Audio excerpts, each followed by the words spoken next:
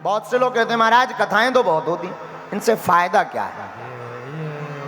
लौकिक फायदा भी है और आध्यात्मिक फायदा भी है। हाँ, लौकिक का मतलब संसार के लोगों को और आध्यात्मिक मतलब आत्मिक मन को, दोनों को फायदा है, बाहिक और अंतर्मन में। सबसे पहले हम आपको लौकिक फायदा बताते हैं। एक कथा के आयोजन से अनेक लोगों का पेट भरता है, अनेक लोगों का। बोलो सीताराम, जोर से बोलो। पहला फायदा तो यह है, केवल ब्राह्मण को नहीं, जो टेंट लगाते हैं उनके बाल बच्चे भूखे नहीं मरते, उनको काम मिलता है लौकिक में। जो साउंड सर्विस लगाते हैं और चलाते हैं उनको काम मिलता है, उनके बच्चे भूखे नहीं मरते। ये दूसरा फायदा। तीसरा फायदा, भोजन बनाने वाले रसोइयों को प्रसाद बनाने का मौका मिलता है। चौथा लौकिक फायदा है लाइट वालों का, उनको काम मिलता है, उनका भोजन चलता है। पांचवा फायदा है कथा में उपयोग होने के लिए फूलमाला का प्रयोग, तो माली का फायदा है, उनके बाल बच्चे भूखे नहीं मरते। छठवां फायदा, पूजन सामग्री विक्रय करने वाले लोगों को, कथा आदि में पूजन सामग्री ली जाती है। सातवां फायदा है ये संस्कार चैनल वालों को, इनके बाल बच्चे भूखे नहीं मर रहे, इनका पेट चल रहा है जो घर घर टीवी पर दिखा रहे। आठवां लौकिक फायदा है फोटो खींचने वाले को। नौवां लौकिक फायदा है जो धनाढ्य अमीर लोग अपना नाम कमाना चाहते हैं, वो कथा आदि को मोहरा बना करके अपना नाम यश कीर्ति प्राप्त कर लेते हैं। और 10वां और अंतिम जो फायदा है कि सभी समाज एकजुट होकर के कथा में बैठता है। न जाति होती है, न भेद होता है, ना कोई बड़ा होता ना छोटा। सब पंडाल में आकर के बड़े बड़े अमीर लोग आकर के बैठते हैं और बड़े दीनहीन लोग भी आकर के बैठते हैं। ये 10 तो लौकिक फायदे हैं कथा आयोजन के, जो हमेशा उंगली उठाते रहते कि कथाओं से क्या होता है। वो जरा कान खोलकर इसको जरूर डालिए, ये जरूर सुन ले कथा के फायदे को। अब जरा आध्यात्मिक फायदे सुन लीजिए। आध्यात्मिक में पहला फायदा है मन की शुद्धि कथा सुनने से। मन पवित्र होता, विचार शांत होते, वासनामय मन भगवान की कथा सुनने से उपासनामय बन जाता है। ये पहला फायदा है। दूसरा फायदा, भगवान की कथा से व्यसन की मुक्ति मिलती है। कम से कम और नहा भी छोड़ पावे पर 3 घंटा तो बीड़ी सिगरेट नहीं पी पाते हो। और लाखों ऐसे लोग हैं हमारी जिंदगी में, तो लाखों भारत में ऐसे लोग हैं जिन्होंने जिंदगी में कभी मदिरा छोड़ी नहीं, लेकिन एक बार कथा सुन करके गए तो लौट कर छुई नहीं।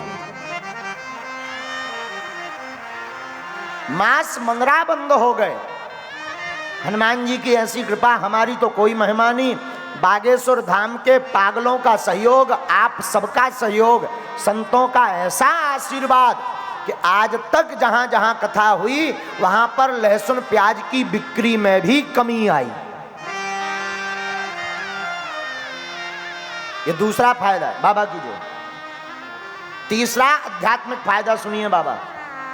कथा सुनने का पहला फायदा मन की शुद्धि, दूसरा फायदा व्यसन की मुक्ति, और तीसरा फायदा सनातन का इतिहास हमारे वंशज जान पाते। राम कौन है कृष्ण कौन है? जिन पूर्वजों ने राम और कृष्ण की रक्षा के लिए मुगलों के समय, अंग्रेजों के समय अपनी रामायण नहीं छोड़ी, और हमारे तुम्हारे पूर्वजों ने सर कटवा लिए पर रामचरितमानस को नहीं छोड़ा। उन पूर्वजों के बलिदानों की रामायण की गाथा हमें पढ़ने को, सुनने को मिलती। लोग कहते हैं कथा से क्या फायदा है? तुम बताओ कि घाटा क्या है? हमें एक प्रश्न ऐसा बता दो कि यह घाटा है। और आप कहते कथा से तो केवल ब्राह्मणों को फायदा होता। अरे भैया, ऐसा कोई समाज नहीं है जो कथा सुनकर के फलीभूत ना होता। बाहर दुकानें लगी हैं, कथा हो रही, यहां बाहर दुकानें लगी, कोई चाट बेच रहा, कोई टिकिया बेच रहा, कोई पानी बेच रहा, कोई चाय बेच रहा। वो केवल एक समाज नहीं है, कथा से पूरे सनातन समाजों का भला होता है। और हम आज फिर निवेदन करेंगे, भारत को जातिवाद में बांटना बंद करो। भारत को बचाना है तो हिंदू एकता पर जोर दिया जाए।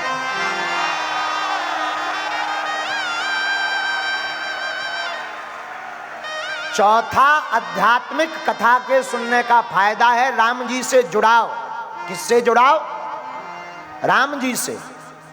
पहला फायदा मन शुद्धि, दूसरा फायदा व्यसन मुक्ति, तीसरा फायदा सनातन का इतिहास पता लगता, सनातन के बारे में पता लगता, हिंदुत्व के बारे में पता लगता। और चौथा फायदा है कि जिसलिए राम जी ने हमें मानव जन्म दिया, उन राम जी से जुड़ने का मौका मिलता है।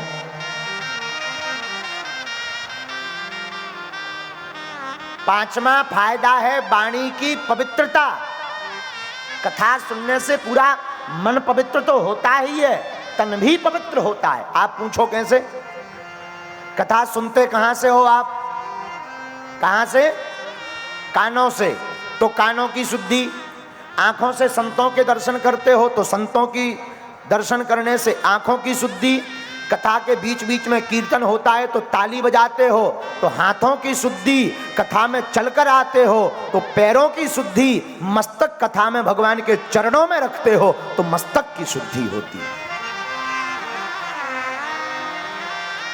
तो तन की पवित्रता भी है, तो बाहिक पवित्रता और अंतर्मुखी पवित्रता है कथा से। पांचवा फायदा है विवेक की जागृति। विवेक तेज होता भगवान की कथा सुनने से। सत्संग है कथा। सत्संग, कथा का एक नाम क्या है? सत्संग। सत्य की संगत करना ही सत्संग है। ये पांचवा फायदा है। छठवां फायदा सुनिए। छठवां फायदा, आध्यात्मिक फायदा यह है कि भगवान की कथा में आने से हमें स्वयं का आईना दिखाई पड़ता है कि हम कितने अच्छे हैं और कितने बुरे हैं, जिसे कहते हैं स्वयं का ज्ञान। स्वयं की भावना का ज्ञान कथा में आकर के पता लगता है। ये छठवां फायदा है। सातवां फायदा सुनिए। कथा में वैमनस्यता समाप्त होती है। आठवां फायदा, कथा में समानता का उदाहरण प्रस्तुत होता है। जब सब समाज के लोग, ब्राह्मण, क्षत्रिय, वैश्य और सेवक, चारों वर्ण जब पंडाल में एक ही लाइन में बैठते हैं तो यहां समानता का झंडा आगे बढ़ जाता है।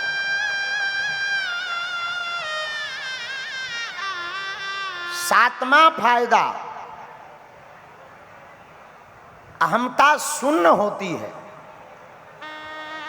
ईगो जिसे कहते हैं। अगर कथाओं में आप नहीं जाओगे तो इतना अभिमान आ जाएगा कि आपको सिर्फ कुर्सी पर बैठने की आदत हो जाएगी। होगे तो कुर्सी के साथ साथ जमीन में बैठने की आदत होगी, और जो जमीन पर बैठता है वो जमीन से जुड़ा रहता है, और जो जमीन से जुड़ा रहता है वो ऊंचाई पा जाता है।